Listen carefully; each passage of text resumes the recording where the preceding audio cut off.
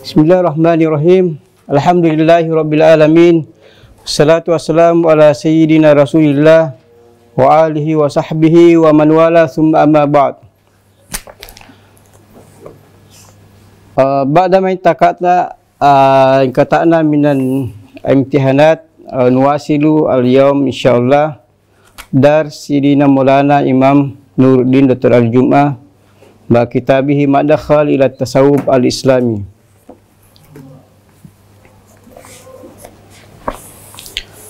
Alhamdulillah, puji syukur kepada Allah Subhanahu wa taala atas segala rahmat dan hidayahnya kepada kita semua sehingga kita bisa bersua kembali untuk melanjutkan pelajaran Madakhal ila Tasawuf setelah patra imtihan. Selawat dan salam kita kirimkan kepada Sayyidina wa Habibina Muhammad sallallahu alaihi wasallam yang merupakan rahmatan lil alamin, sebagai makhluk yang paling mulia di sisi Allah Subhanahu wa taala. Juga terima kasih kepada Sidi Maulana Nuruddin Dr. Al-Jum'ah hafizahullah taala yang senantiasa mendidik, membina dan mendidik kita sehingga alhamdulillah kita bisa melanjutkan dars Madakhal ila Tasawuf dengan madad Imam Maulana Nuruddin rahimahullah taala. InsyaAllah kita sudah sampai di halaman 17, yaitu syarh wa bayan sanad tasawuf ila sayyidina Rasulillah sallallahu alaihi wasallam. Fadhal ya.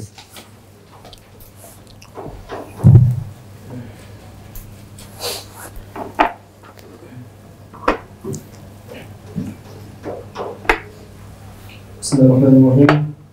Qala al-musannifu rahimahullahu ta'ala wa nafa'ana bi 'ulumihi wa 'ulumi masyayikhina fi darain.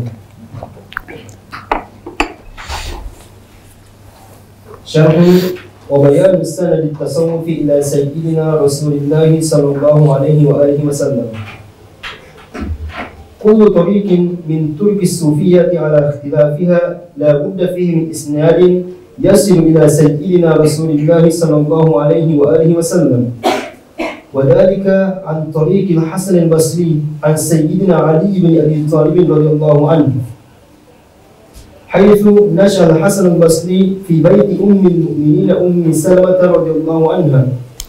Jadi di sini dijelaskan bahwasanya semua tarekat tasawuf itu punya sanad sampai kepada Sayyidina Rasulullah sallallahu alaihi wasallam. Jadi harus bersambung lahir dan batin. Jadi tasawuf pada dasarnya adalah amaliyah, zikir, tazkiyatun nafs dan sebagainya. Itu secara batin. Namun juga secara zahir itu harus punya sanad sampai kepada Sayyidina Rasulullah sallallahu alaihi wasallam. Olehnya itu masalah tasawuf ini izin imma dari syekh itu mendapat izin dari Sayyidina Rasulullah sallallahu alaihi wasallam. Kalau tidak tidak bisa. Karena tasawuf ini yang diamalkan oleh Rasulullah sallallahu alaihi wasallam kemudian diajarkan kepada Sayyidina Imam Ali karramallahu wajhah, Sayyidina Abu Bakar As-Siddiq dan sahabat-sahabat yang lain. Namun tarekat tasawuf ini sampai kepada generasi berikutnya atau sekarang itu melalui dua sahabat. Yang pertama Sayyidina Imam Ali karramallahu wajhah. Dari situ diajarkan kepada Sidi Abi Hasan Al-Basri. Sayyidina Abi Hasan Al-Basri ini bertemu atau belajar kepada Imam Ali ketika berumur 5 tahun, umur mayyiz sampai umur 14 tahun. Jadi selama 9 tahun belajar sama Sidina Maulana Imam Ali karramallahu wajhah. Juga ada sanad dari Sidin Hasan ibni Imam Ali. Jadi sampai kepada kita. Jadi Imam Hasan Al-Basri dia bertetangga dengan Imam Ali karramallahu wajhah. Karena Imam Hasan Al-Basri ibunya namanya Khairah. Khairah ini adalah maula daripada Ummul Mukminin Ummu Salamah radhiyallahu taala anha. Jadi Sayyidina Abu Hasan Al-Basri tinggal di rumah Ummul Mukminin Ummu Salamah radhiyallahu taala anha yang bertetangga dengan Imam Ali. Imam Ali min Ahlul Bait. Kemudian Imam Ali kawin dengan Sayyidatina Fatimah binti Rasulullah sallallahu alaihi wasallam. Hubungan semakin dekat. Oleh karena itu setiap hari Imam Ali berkunjung ke Ummul Mukminin. Itu termasuk Ummu Salamah yang bertetangga dengan Imam Ali. Sayyidina Abi Hasan Al-Basri itu besar di rumah Ummul Mukminin Ummu Salamah radhiyallahu taala anha. Karena ibunya Khawlah merupakan maula daripada Ummul Mukminin. Jadi itu sangat masuk akal kalau tarekat dari Sayyidina Maulana Habib Hasan Al-Basri itu dia mengambil dari Imam Ali. Karena Sayyidatina Ummul Mukminin Ummu Salamah dia rahimahullah taala mengutus Sayyidina Hasan Al-Basri kepada sahabat-sahabat untuk belajar. Tidak mungkin dia tidak mengutus kepada Imam Ali yang bertetangga dengannya, yang hampir setiap hari bertemu karena kedekatannya dengan Rasulullah sallallahu alaihi wasallam. Jadi itu yang pertama, tarekat Sufiyah secara umum itu melalui dua sahabat, Imam Ali karramallahu wajhah dan Sayyidina Abu Bakar As-Siddiq radhiyallahu taala anhuma. Dari Sayyidina Imam Ali itu melalui Hasan Al-Basri dengan Sayyidina Hasan saudara Husain putra Sayyidina Imam Ali karramallahu wajhah. Fadhal.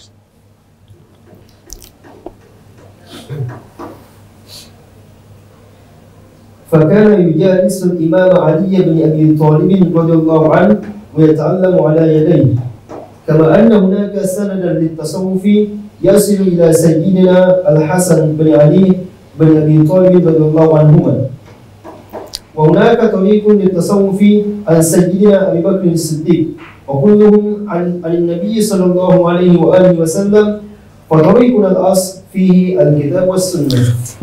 Jadi tariquna hadza sebagaimana yang dikatakan oleh Sayyidut Taifah Imam Al-Junaid radhiyallahu taala anhu, tariquna hadza muqayyadun bil kitabi was sunnah.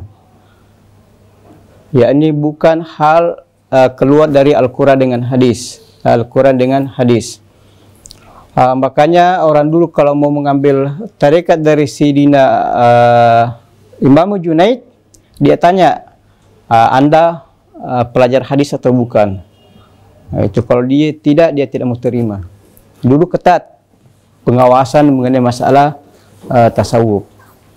Jadi tarekat tasawuf ini bersanadnya imma kepada Abu Bakar As-Siddiq, yaitu khusus Sada Naqsyabandiyah.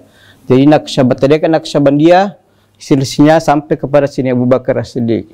Adapun Sayyidina Sada Syadziliyah wa Rifaiyah wa Dusukiyah wa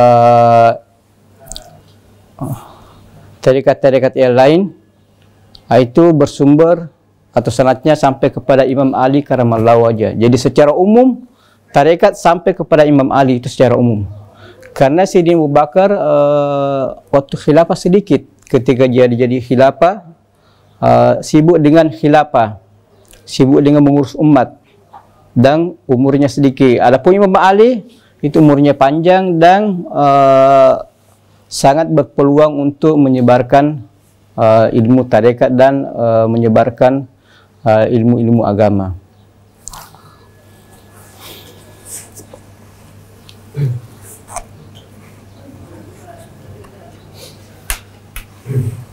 وقد استدل بعض العلماء على انتهاء أسانيد التصوف وتركه واتصالها في قوله العام على سيدنا علي بن أبي طالب عن المصطفى صلى الله عليه وآله وسلم بحديث عن زيد بن أرقام قال كان لنفر من أصحاب رسول الله صلى الله عليه وسلم أبواب شارعة في المسجد قال فقال يوما سدوا هذه الأبواب إلا باب علي.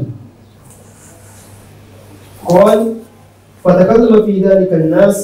قال فقام رسول الله صلى الله عليه وسلم فحمد الله تعالى وأثنى عليه ثم قال أما بعد فإني أمرت بسد هذه الأبواب إلا باب علي.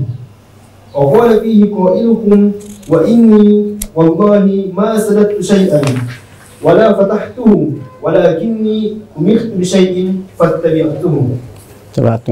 Jadi secara umum tarekat tasawuf itu bersambung atau sampai kepada Sayyidina Maulana Imam Ali karamallahu wajhah. Itu berdasarkan hadis ini yang diriwayatkan oleh Imam Ahmad dari Sahabil Jalil Zaid bin Arqam. Jadi suatu saat Nabi mengatakan di Madinah ketika Rasulullah SAW hijrah dari Mekah ke Madinah, yang pertama dibuat adalah masjid. Disitulah rumah Sallallahu Alaihi Wasallam di masjid.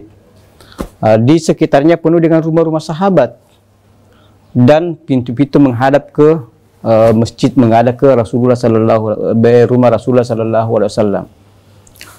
Jadi suatu saat dan semuanya menerima tarekat dari Nabi Sallallahu Alaihi Wasallam. Jadi jangan mengatakan bahwa yang menerima tarekat itu dari Nabi cuma Sayyidina Abu Bakar dan Sayyidina Ali karamallahu wajhah. Bukan. Sahabat menerima tarekat dari Rasulullah Sallallahu Alaihi Wasallam. Cuman yang diizinkan untuk menyebarkan atau tarekatnya nanti sampai kepada kita itu Sayyidina Imam Ali secara umum. Jadi ketika Rasulullah Sallallahu Alaihi Wasallam mengatakan umirtu, jadi rumah-rumah sahabat ini pintunya menghadap ke rumah Rasulullah Sallallahu Alaihi Wasallam. Jadi Nabi mengatakan suddu hadhil abwab, jadi pintu-pintu kalian tutup kecuali illa baba Ali, kecuali pintu Ali. Artinya apa? Bahwasanya tarekat Anda terima itu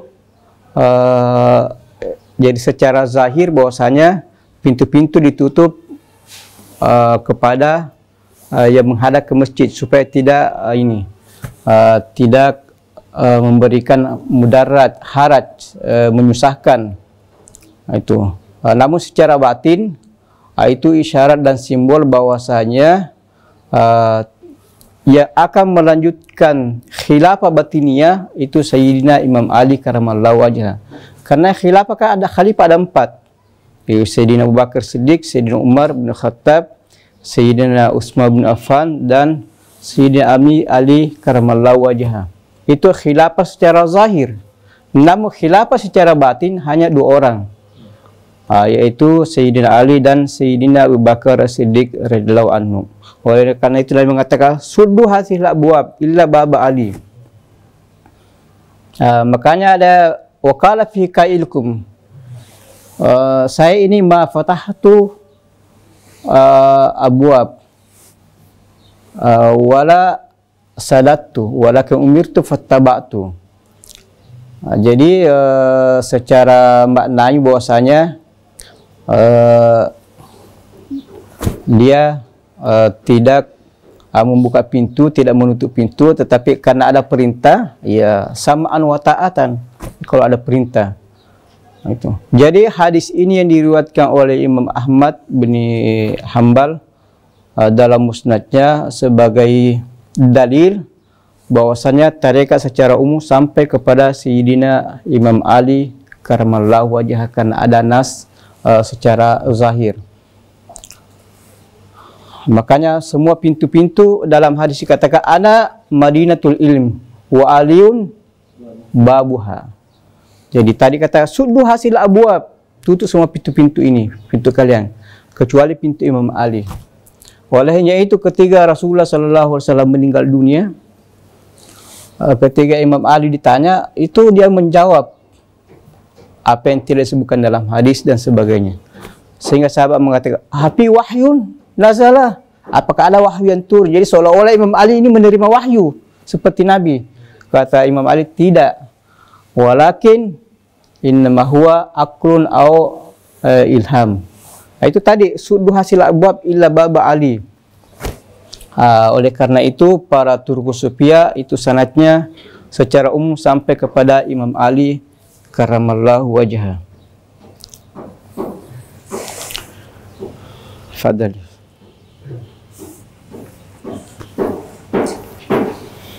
وفي رواية الطبراني ما أنا سددت أبوابكم ولكن الله سدها. قال الشيخ علي بن حسين النقشبندي في رشحات عن الحياة أثناء كلامه عن سند الطريقة النقشبندية وكيف أن طريق التصوف ينتهي إلى الصحابيين الجليلين سيدنا أبي بكر الصديق وسيدنا علي بن أبي طالب، فقال ويؤيد ما اختاره أهل الحقيقة ما ورد في باب علي كرم الله وجهه. ثم قال ويؤيد أن الخلافة غير مختصة بأبي بكر وعلي رضي الله عنهما بخلاف نسبة الطريقة والخلافة الباطنية، فإنها مع كثرة طرقها ينتهي انشعابها إلى هذين البحرين. Jadi dalam kitab Rasyahat Ainul Hayah yang dikalau oleh Imam Harawi, di situ dia menjelaskan sanad Naqsyabandiyah, itu bersambung kepada Sayyidina Maulana Abu Bakar As-Siddiq radhiyallahu taala anhu. Jadi beliau menyebutkan bahwasanya semua tarekat itu akan bersandar ke Sayyidina Abu Bakar dan Sayyidina Imam Ali karramallahu wajhah. Sekarang ini tarekat sudah 1000, bahkan mungkin 1000 lebih. Jadi banyaknya cabang-cabang tarekat. Semua tarekat ini yang bercabang-cabang sudah 1000 lebih. Itu semua sanadnya sampai kepada Abu Bakar As-Siddiq dan Sayyidina Imam Ali karramallahu wajhah. Karena yang khilafah batiniyah itu diemban oleh Sayyidina Abu Bakar dan Sayyidina Imam Ali karramallahu wajhah. Yang lainnya tidak diizinkan untuk menyebarkan khilafah batiniyah. Tadi suddu hasil abwab illa baba Ali karramallahu wajhah.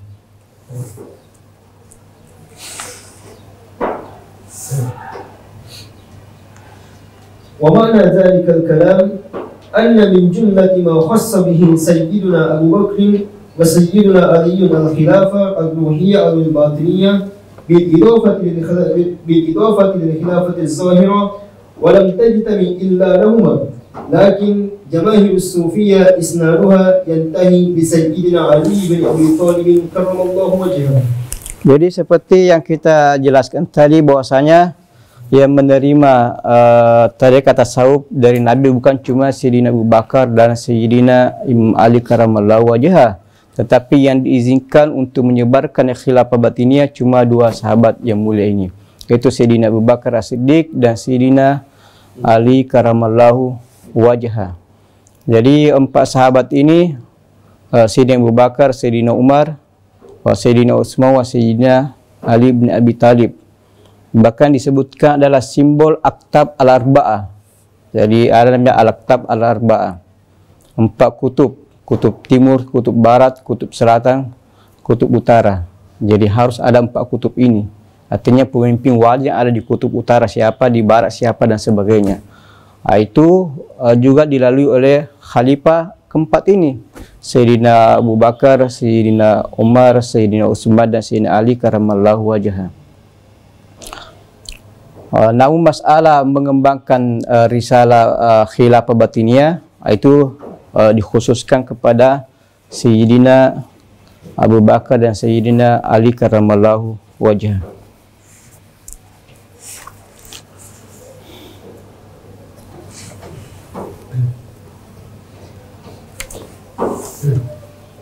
هل أخذ الحسن البصري عن سيدنا علي بن أبي طالب كرم الله وجهه؟ هناك من أعداء التصوف من يشككون في سماع الحسن البصري عن علي بن أبي طالب رضي الله عنه، يريدون بذلك قطع سلسلة السند في التصوف إلا أن سماعهم منه ثابت بالروايات الصحيحة عن الحفاظ والمحدثين.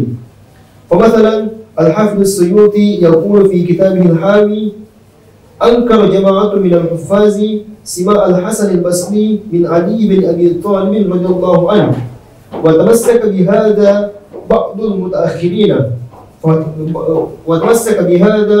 بعض المتأخرين ففتش به في طريق لبس الخلقة وأثبته جماعة.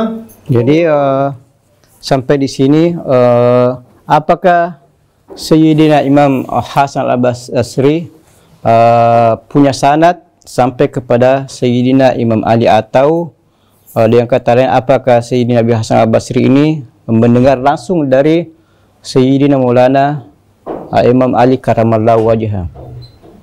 Karena sebagian ulama di antaranya muhaddisnya al-Hufaz itu mengingkari masalah ini. Jadi bagaimana mungkin Sayyidina Hasan al-Basri mendengar dari Imam Ali? Dia masih kecil. Nah, itu dia masih kecil, meskipun bertetangga dan sebagainya, sering ketemu, tetapi masih kecil, sehingga ada mengingkari. Dan termasuk Ibnu Jauzi fi al-Mawdu'at itu menyebutkan bahwasanya hadis yang disebutkan tadi, hadis mengenai masalah Imam Hasan al-Basri menerima dari Sayyidina Imam Ali karamallahu wajhah itu hadis maudhu', itu tidak bisa dipertanggungjawabkan secara ilmiah. Nama Ibnu Hajar dalam Fathul Bari itu membantah hal ini, bahwasanya apa yang disampaikan Ibnu Jauzi itu tidak benar, karena sekian banyak hadis menunjuk satu sama lain dan memperkuat sehingga derajat hadis itu naik, dan tidak seperti yang disangka atau yang diduga oleh Ibnu Jauzi. Jadi banyak yang menulis, termasuk Syed Ahmad Siddiq Al-Gumari, jadi saudara Abdullah Siddiq Al-Gumari. Tarekat kita Siddiqiyah itu dari Sidi Abdullah Siddiq Al-Gumari. Jadi semuanya muhaddis. Saudaranya Ahmad Siddiq Al-Gumari menulis buku Al-Burhanul Jadi fi Tahqiq Intisabi Sufiyah ila Imam Ali karamallahu wajhah. Di situ dia menyebutkan sanad kalau Sayyidina Abi Hasan al-Basri belajar, mendengar dan bergaul secara langsung kepada Imam Ali bin Abi Talib radhiyallahu taala anhuma.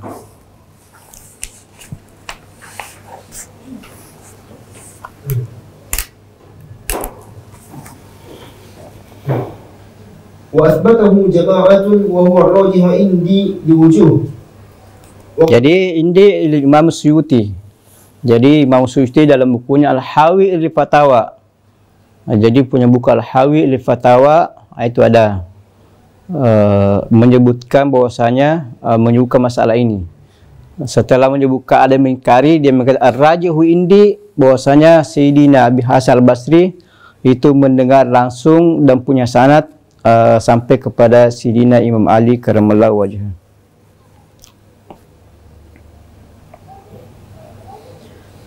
Wa qad rajjahahu aidan al-Hafiz Diyauddin al-Maqdisi. Entah. وقد ألفت في إثبات سماعه منه المؤلفات، ومنها كتاب القول المستحسن في سماع الحسن، شرح لكتاب فخر الحسن في سماع الحسن. Jadi ini silsilah Sada Naqsabandiyah, Al-Qaulu Mustahsan fi Sima'il Hasan, itu syarah kitab ini Al-Qaulul Hasan fi Sima'il Fakhr. Jadi di sana menyebutkan tentang sanad Sada Naqsabandiyah, bahwasanya Sayyidina Hasan al-Basri itu punya sanad bersambung kepada Sayyidina Imam Ali karamallahu wajhah.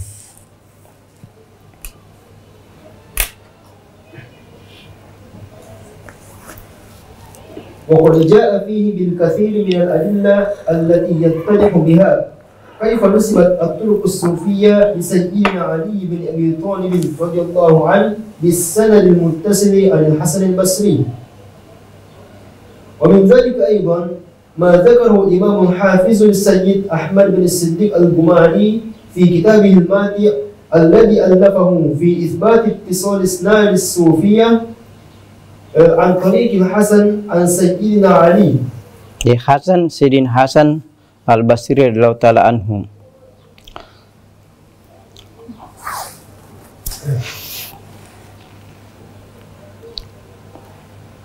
وسمى كتابه البرهان الجلي في تحقيق انتساب الصوفية إلى علي. ومما ذكره في ذلك أن الحسن صحب عليا من سن تمييزه وهو سن الخمس إلى أن بلغ من العمر 14 سنة فصحبه نحو 9 سنين أو 8. Jadi di antara yang disebutkan oleh Sidi Said Ahmad Siddiq Al-Gumari dalam Al-Burhanu Jali fi Tahqiq Isbati Sufiyah ila Sayyidina Maulana Imam Ali, bahwasanya Sayyidina Abu Hasan Al-Basri itu dididik langsung oleh Imam Ali karamallahu wajhah dan belajar adab dari Imam Ali karena bertetangga. Jadi Khairah, ibunya Sayyidi Hasan Al-Basri, itu tinggal maula dari Ummul Mukminin Ummu Salamah. Otomatis Imam Ali setiap hari ketemu karena tetangga, dan yang kedua Ahlul Bait. Jadi Imam Ali kawin dengan putri Rasulullah sallallahu alaihi wasallam Sayyidah Fatimah dan menambah kedekatan dan otomatis setiap hari ketemu. Jadi ketika Imam Ali berkunjung ke Ummul Mukminin Sayyidah Ummu Salamah, di situ ada Hasan Al-Basri tinggal di situ. Itu. Dan Sayyidatina Ummul Mukminin mengirim Sayyidi Hasan Al-Basri ke sahabat-sahabat untuk belajar, dididik supaya dia ajar dan sebagainya. Bagaimana mungkin dia mau lupa untuk mengirim ke Imam Ali yang merupakan sahabat besar, yang paling besar dan a'rafu billahi subhanahu wa ta'ala.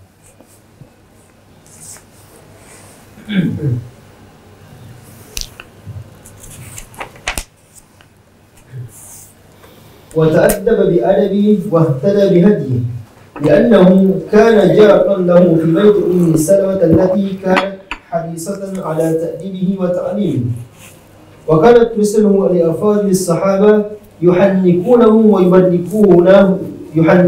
ويبركون عليه ويدعون له، فكيف تكفله عن الاتصال بأعلام الصحابة وأعرفهم بالله في عصره علي بن أبي طالب الذي كان لها به وبأهل بيته مزيد اتصال وكمال محبة. Jadi sini secara akal tidak mungkin Sayyidina Abi Hasan Al-Basri itu tidak menerima atau tidak belajar dari Imam Ali karamallahu wajhah, karena di Ahlul Bait, terus tetangga, secara otomatis Sayyidi Hasan Al-Basri belajar dari Imam Ali karamallahu wajhah. Dan hadis serta sanad-sanad yang beredar itu bisa dipertahankan secara ilmiah.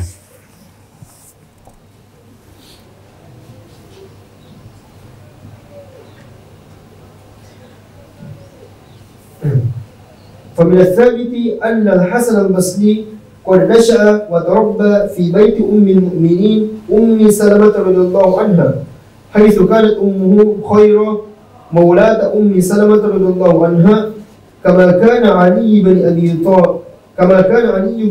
طالب رضي الله عنه يزور أمهات المؤمنين ومنهم أم سلمة والحسن في بيتها. Jadi ini sangat jelas bahwasanya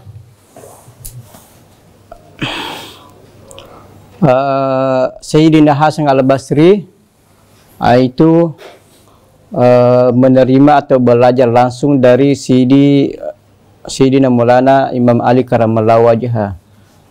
Karena Imam Ali dia mengunjungi Ummahatil Mukminin, di antaranya Ummu Salamah. Dan di Baiti Ummahatil Mukminin Ummu Salamah, disitulah Sayyidina Hasan al-Basri tinggal di tempat dididik dan belajar, dan juga bertetangga. Jadi tidak masuk akal kalau Imam Ali yang merupakan suami daripada Sayyidatina Fatimah itu tidak mengunjungi Ummahatil Mukminin. Jadi ini secara akal bisa diterima bahwasanya Sayyidina Hasan al-Basri sangat berpeluang untuk belajar dan berinteraksi dengan Imam Ali. Terlepas dari sanad-sanad yang beredar bahwasanya sanad tasawuf itu dari Sayyidina Imam Hasan al-Basri terus ke Sayyidina Imam Ali karamallahu wajhah sampai kepada Sayyidina Rasulullah sallallahu alaihi wasallam.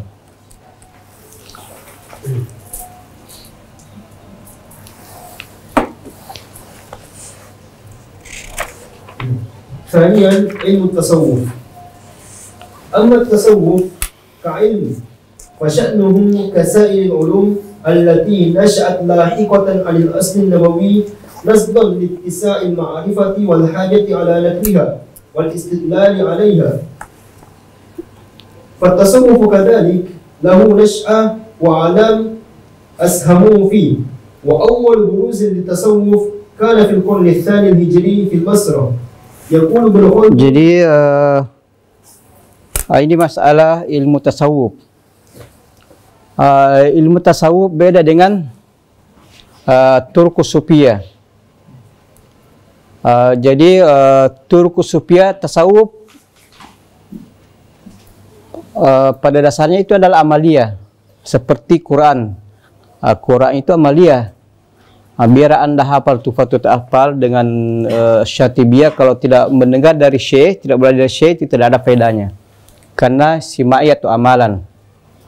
Tasawuf juga demikian. Jadi tasawuf ini dari Rasulullah SAW diajarkan kepada sahabat dan tabi'in, itu amalan, itu akhlak keseharian. Terus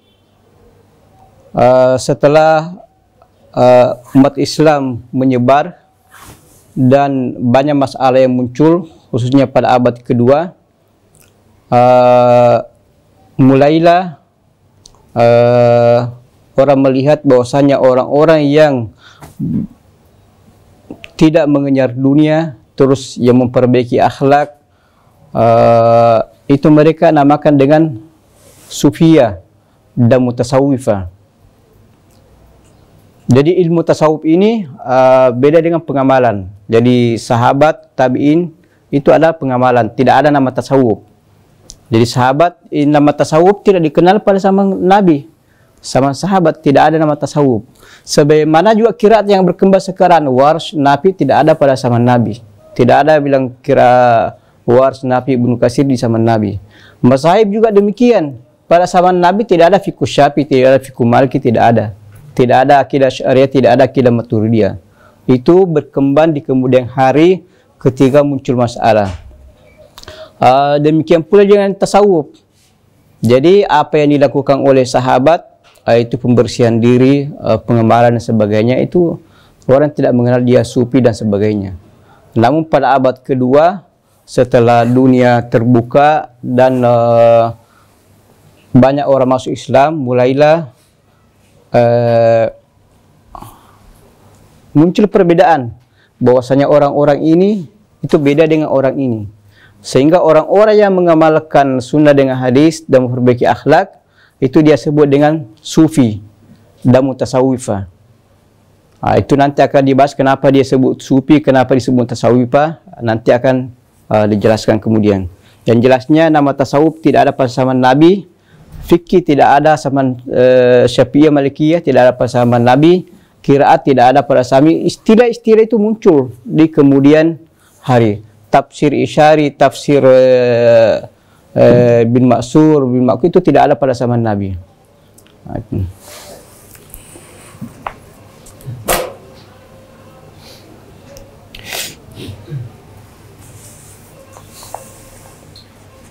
يقول ابن خلدون: هذا العلم من العلوم الشرعية الحادثة في الملة، وأصله أن طريقة هؤلاء القوم لم تزل عند سلف الأمة وكبارها من الصحابة والتابعين ومن بعدهم طريقة الحق والهداية، وأصلها الوقوف على العبادة والانقطاع إلى الله تعالى، والإعراض عن زخرف الدنيا وزينتها، والزهد فيما يقبل عليه الجمهور من لذة ومال وجاه، والانفراد عن الخلق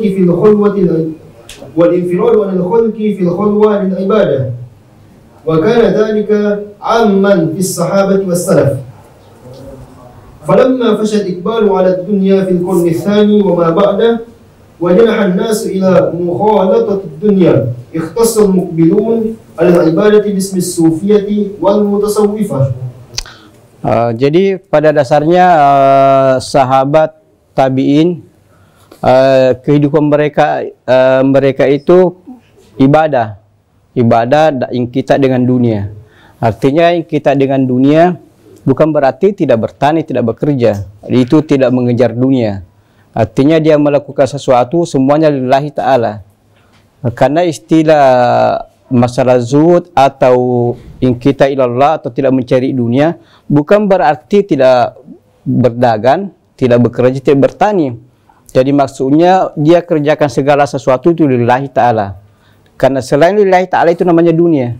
Itu Anda tinggal di rumah tidak bekerja, miskin, bekerja tidak lillahi itu namanya dunia, padahal Anda miskin.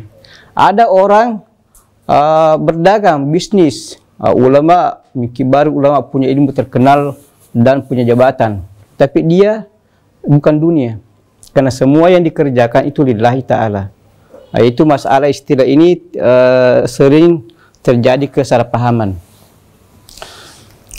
Jadi sahabat ini punya kehidupan yang betul-betul terarah dan terorganisir karena didik langsung dari Nabi Shallallahu Alaihi Wasallam.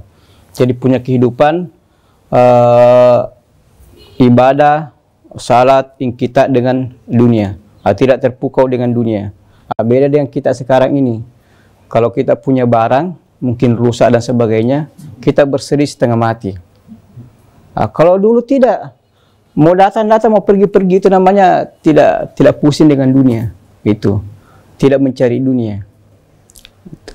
Kalau kita mungkin kalau ada hadiah atau ada hal, 3 orang cuma 2 yang berhak dapat hadiah, yang satu ini setengah mati bersedih karena tidak dapat bagian. Kalau dulu tidak ada masalah.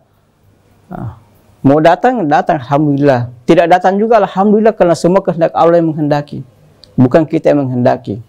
Itu yang dipahami bahwasanya tidak mencari dunia. Kalau sekarang kita setengah mati yang mencari dunia lari kita kejar terus menerus.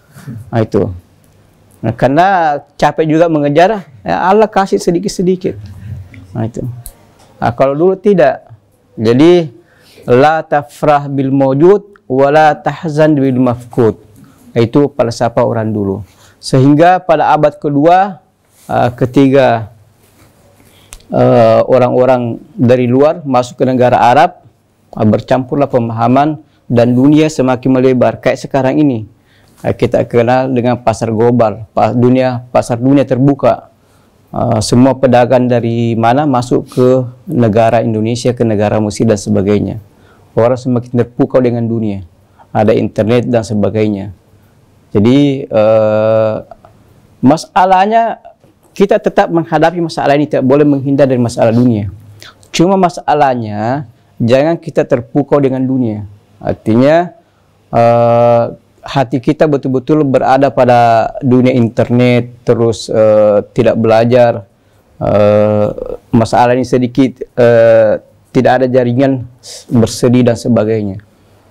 Itu artinya kita terjebak dengan dunia. Itu. Jadi akhirat maksudnya semua lillahi ta'ala. Dunia datang alhamdulillah, tidak datang juga alhamdulillah. Itu kenapa Allah yang menghendaki. Anta malik dakwah inta.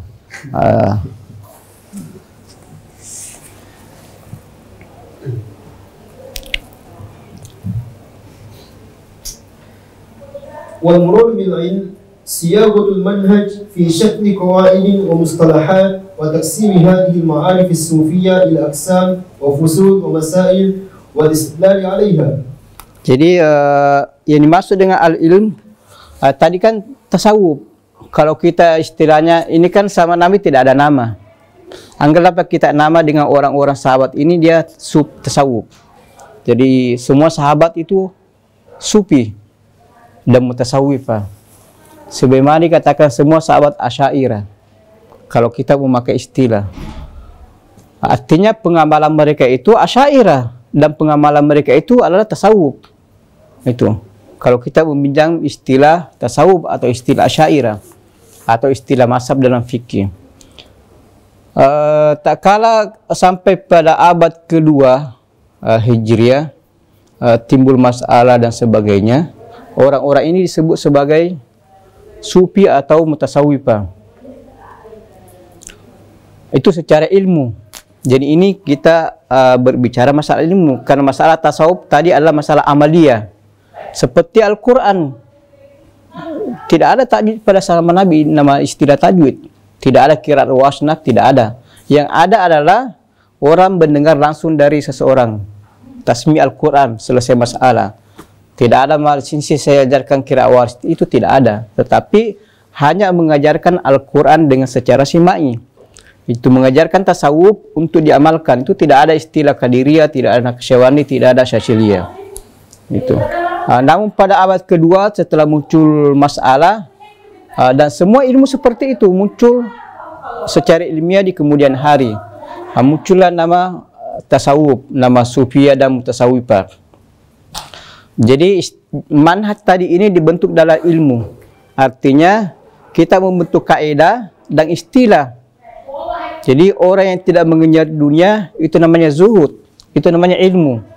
Jadi tadi ini amalan ini kita klarifikasikan. Oh ini kalau amalan ini namanya zuhud. Kalau amalan ini namanya zikir. Kalau amalan ini namanya albas, namanya ini al-qab. Itu nama istilah-istilah. Jadi amalan dikelola untuk membuat kaidah dan istilah sehingga kita bisa mengenal kalau orang seperti ini namanya ini. Sama dengan fikih juga demikian. Tuh. Kalau dia baca bismillah, oh itu Syafi'iyah dia. Dulu tidak ada istilah kalau orang baca bismillah dia Syafi'iyah, zaman Nabi tidak ada. Sahabat. Tapi sekarang kalau orang salat bismillahirrahmanirrahim, orang itu namanya ilmu. Jadi kalau ada orang secara amalia salat baca bismillah berarti dia Syafi'iyah. Tuh. Kalau ada orang tidak mengejar dunia, punya banyak uang, miliaran dan sebagainya, mungkin orang paling kaya di situ, tetapi tidak bergantung pada dunia, tidak bersiri dengan menyumbang banyak dan sebagainya, modatan, dan dia tidak bersiri. Itu namanya zuhud. Orang ini kita istilahkan dengan zuhud dan sebagainya. Itu namanya ilmu. Jadi ilmu dikelola, dikemas menjadi suatu kaidah dan istilah sehingga kita bisa mengenal kelompok-kelompok sufi. Oh ini istilahnya khalwa, itu ini istilahnya itikaf dan sebagainya.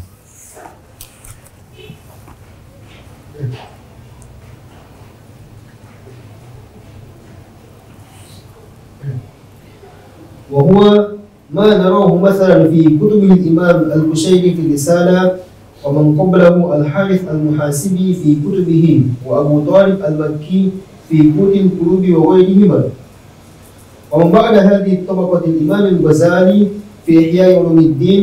وهكذا صار التصوف متميزا عن سائر العلوم الشرعية، وإن كان مستمدا منها كعلم التفسير والحديث والتوحيد والفقه.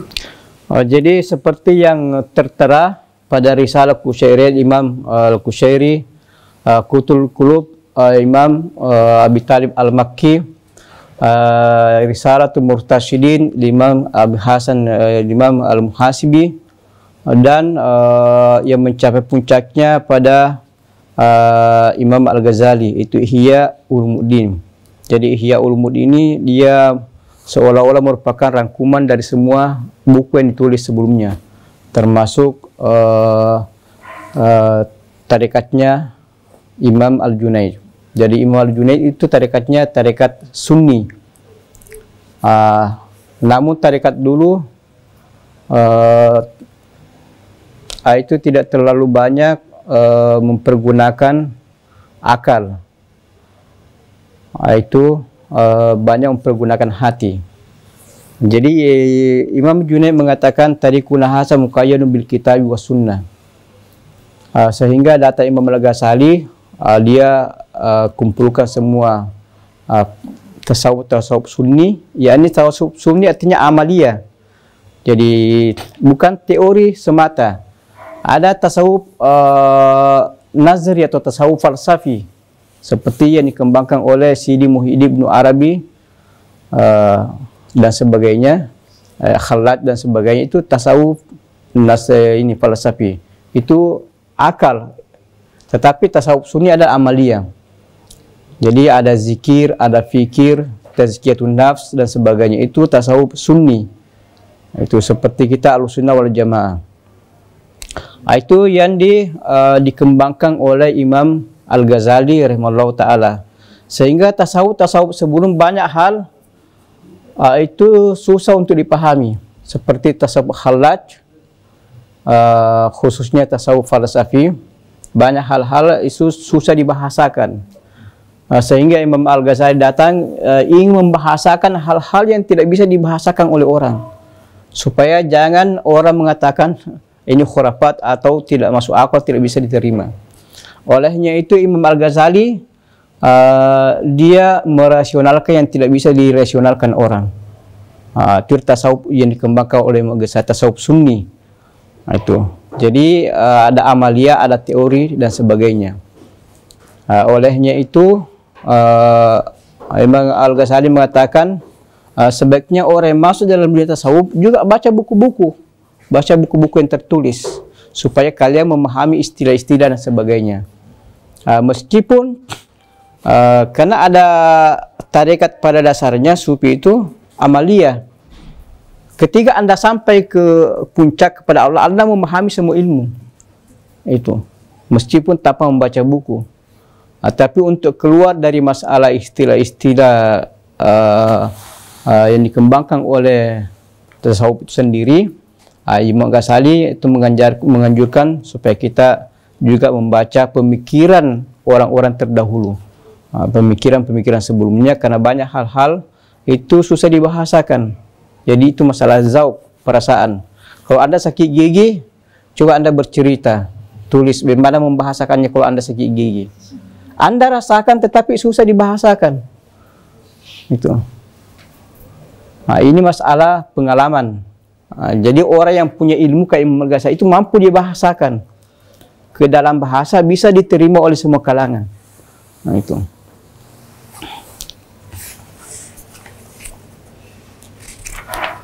Sudah sampai sini. Jadi kita karena ini pertama kali dan kita punya cara kita berhenti sampai di sini.